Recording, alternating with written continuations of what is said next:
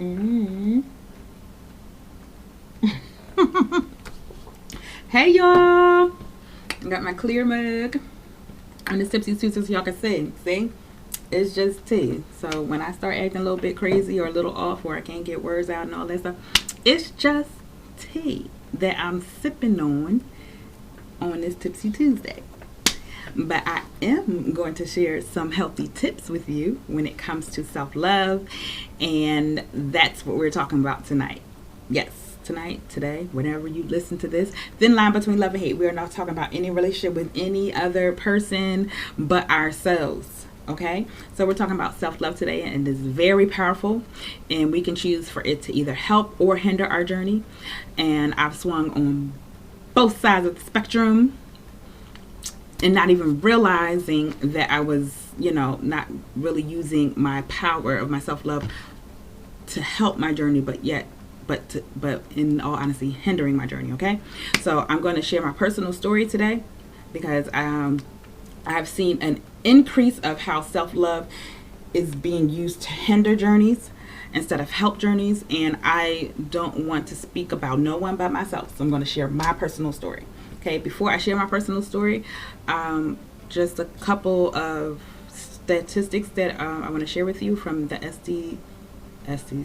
See, that's why I show y'all the mug, so when I mess up, y'all know that's just me. I'm not perfect. All right, percent of adults aged 20 and over with obesity from 2017 to 2018 was 42.5%. That's like almost half of America was considered obese in that time frame that I just named. Percent of adults aged 20 and over with overweight and obesity, because overweight is a category, then it's obese, and then it's morbid obese. Okay, so the overweight and obese category, when they put us together, there was 73.6 Americans from 2017 to 2018 in that category. According to the CDC, from 2015 to 2018, those who look like me, the black and or African American females who were overweight or obese, guys, 79.6%. Okay. Why is that so devastating? Because obesity leads to high blood pressure, type 2 diabetes, coronary artery disease, stroke. We got sleep apnea. We got breathing problems. We got low quality of life, mental illness like depression, anxiety, other mental disorders. You have body pains. You got osteoarthritis, where the cartilage on your bones are being wear down with, because of the weight. And the list can go on of the things that obesity causes. Okay, so why did I choose the stats from around 2017? Because that's when my healthy life journey started. And I didn't want to bring up more frequent stats because I didn't want y'all blaming it on the pandemic for the numbers being so high. I mean, of course, in our community, 79.6, we was all at home. And, the pandemic, sis, I'm not going to let you do it. I'm not going to let you do it. This was before the pandemic hit. So imagine what the numbers are now. I don't even want to think, and I didn't even share with y'all the statistics for our babies. So y'all look them up yourselves. But it's sad. Okay, moving on. In 2002, between 2016 and 2017, I had a visit with my annual visit with my doctor, right? And I was about 30 to 40 pounds heavier than I am now. I'm giving an estimate because I don't really remember like the numbers right now in this moment, but whatever. But I knew this. She told me my BMI was high, putting me at risk for all the things that I just named and more due to family history. And in my mind, well, not in my mind, even in the moment, so I was like, run the labs, doc, let's see where I'm at. Because in my mind, because I got some I have some health background. So I'm like, if my labs are good, I'm good. Like, that's how I was just looking at it in that moment. So she ran the labs, and some things were hot, some things were a little out of whack, but not enough that she was like super concerned. But she did say, I need you to lose some weight, okay? For all the reasons that me and her already talked about, okay? And I was like, okay, doc, yeah, all right, I hear you. And I used reasons which were really excuses dressed up as reasons for not doing much more to change my habits and choices when I left that office that day. Some of the excuses that I dressed up as reasons, because we do this all the time. A lot of times our reasons for not doing something are really just dressed up excuses, because you can choose no matter what you have going on in your life, because all the things that I'm about to name, well, some of the things that I'm about to name that were my reasons are still the case, but I can choose. We have choices to make no matter what life throws at you. You have choices to make, okay? So some of the reasons I had were, I'm a single mom, life is too busy, I have to focus on the kids, it's all about the kids, healthy eating, oh my god, it could just cost too much, I don't have time to, get all the meals and everything ready for us, I need quick stuff, that box stuff is quick. Don't have any time for the gym. What? I have 2 kids, I have a life, I have to work, I have all these things. I don't have time for the gym or exercising or anything of that nature. Okay, so I use the power of self-love to solidify my current state of being and to solidify all my excuses. Girl, I love you. You doing so much. You killing your life. Literally, I was. In a different way. But anyway, so I use the power of love to solidify my current state of being. I loved every curve that I had going on. I loved it all, okay? And I loved me for me, and forget anyone who couldn't get with that. This is what you get. Like, that's how I was. And, love it. I love it. Love it or leave it. You know how we talk. Y'all know how we do.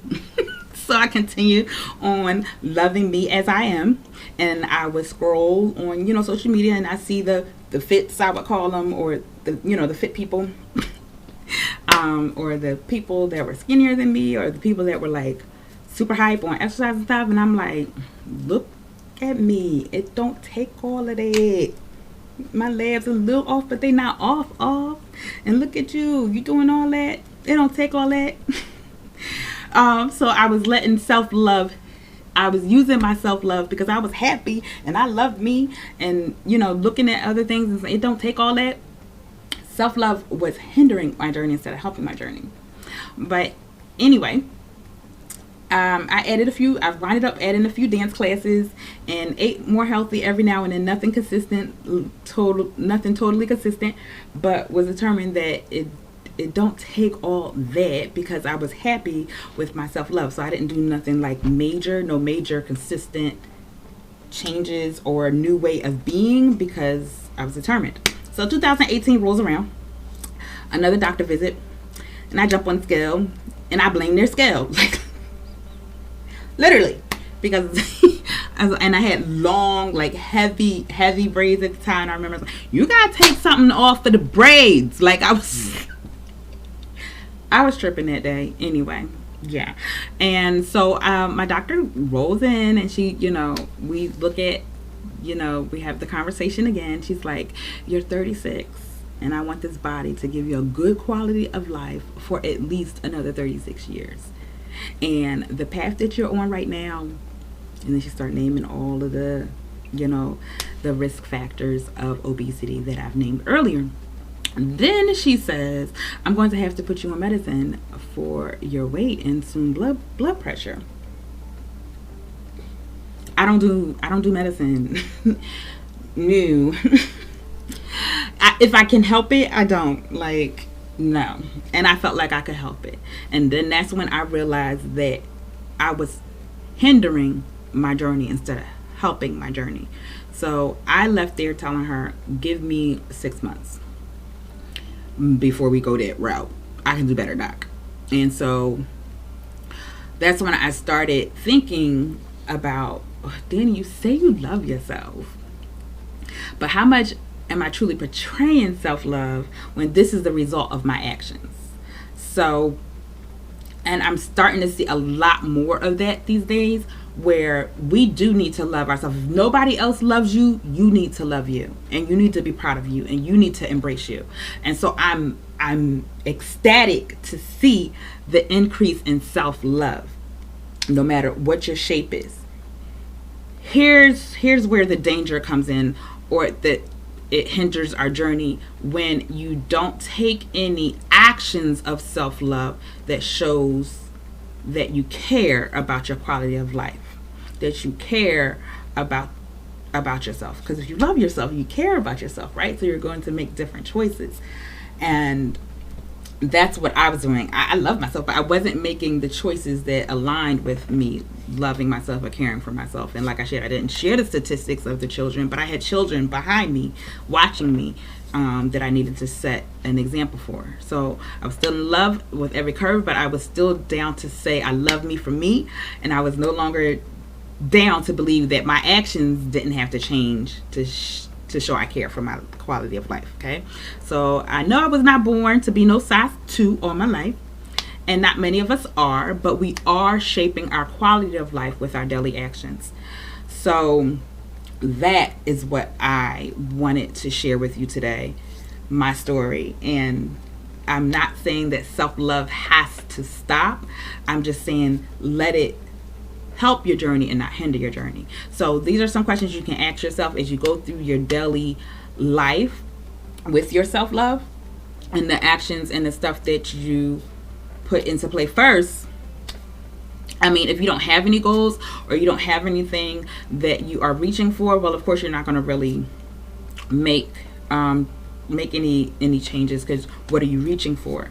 But if I could encourage you to set goals for yourself, if it's just to show yourself self-love more with your actions, show that you care about your quality of life. Your body is this is a heavy investment that you need to make. My current actions are aligning with the investment that I want to last me another 36 years, as my doctor said a few years back.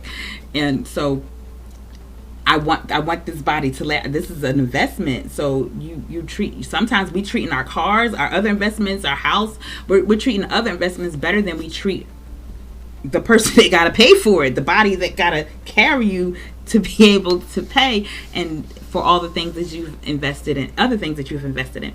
So ask yourself, so this is what I had to do and for my journey, and so I'm asking you to do the same for you.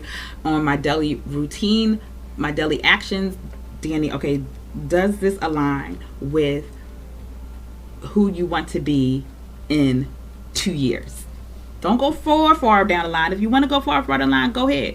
But does this align with who you want to be in 2 years? Okay. My biggest thing was Chips. Chips was bae. Chips was there for me all the time. You know, happy, sad, blue, anything. Chips was there for me. So I had to start, you know, I would get on the couch. I was couch potato with my chips, and I had to start thinking, like, is sitting here with these chips aligning with the person that I wanted to be? Now, I had already set my goals in place, and I knew that I wanted to be a certain way, and I wanted to feel a certain way, because at this point, we see the signs. We lie to ourselves if we say we don't see the signs. I knew that I was huffing and puffing after going up the steps. You know, I knew that I couldn't keep up with my kids. You know, I was sitting my behind on the bench, like, no, go ahead. No, y'all go play on the thing, mommy. No. But I knew I wanted to be the active mom. I knew I wanted to be the one that wanted to run around and play with them and stuff like that. So, because I'm a big kid. So ask yourself that. Ask, is this aligning with who I want to be in 2 years? First, set your goals. The first thing is to set your goals for short-term goals for 2 years, whatever those are. And then ask yourself, is when you're eating, when you're making decisions on deciding that you don't exercise, when you're making decisions about how much you're going to, whatever it is, ask yourself that, does this align with who I want to be in 2 years? And make it practical for you, make it fun for you, and make it easy. Align what you want to do with your current way of being. Okay, don't try to go from 0 to 10, because it's not going to work. Like for me, one of the things that I started off, okay, aligned my new habit with a habit I already had. For instance, this is something I picked up. Oh, join our book club, because we're going to talk about this too. But I picked up from Atomic Habits from by James Clear. I didn't know that it was in his book, but it's in his book. So I'm reading it now for my book club that I have, and I'll leave the link in the description if you want to join the book club. But line your new habit with an old habit. So I have my old habit is I'm going to brush my teeth every morning. That's what I do. Don't know what you do, but that's what I do. So one of the things that I would align with that is, okay, I'm going to brush my teeth in the morning and do a 10-minute exercise. So I would start myself off with like girl push-ups and some sit-ups, and that was my first like 10-minute workout, some stretches and stuff like that. So I started myself off doing it. And so you line your new habits up with old habits, new habits and old habits, line them up together. You set alarms. I think I told y'all that before, but set alarms for that. And the biggest thing is asking yourself, talk to yourself, talk back to yourself, break up the record that's going now in your mindset with new thoughts and new way of thinking. And the way you do that is bringing up some curiosity. And that's the other thing, bring up some curiosity. When you make decisions, don't judge yourself. Just replace judgment for curiosity. So let's say I had that day where I chose the chips. Okay, wow, Danny, you chose. I'm curious to why in this moment you chose the chips. And, really sit with that. I wasn't hungry. Maybe I was bored. What's other ways that I can deal with being bored? Okay, so invite your curiosity for the decisions that you currently make in your life, and out of self-love for yourself, don't judge yourself, but take in the curiosity and see how you can make different decisions that will help your health-love journey and not hinder your health-love journey. Oh! Okay, guys, that's all I have for you today. That was a little longer than I expected, but it was all needed. So y'all better take all them tips and walk with it. And plus, I was telling my testimony, because I'm not 30 to 40 pounds heavier no more. I promise y'all, this is just tea. All right, I love y'all. Till next time, love and light to your journey. And let's use our self-love, the power of our self-love for good, to help us and not hinder us. All right, see you next time. Bye.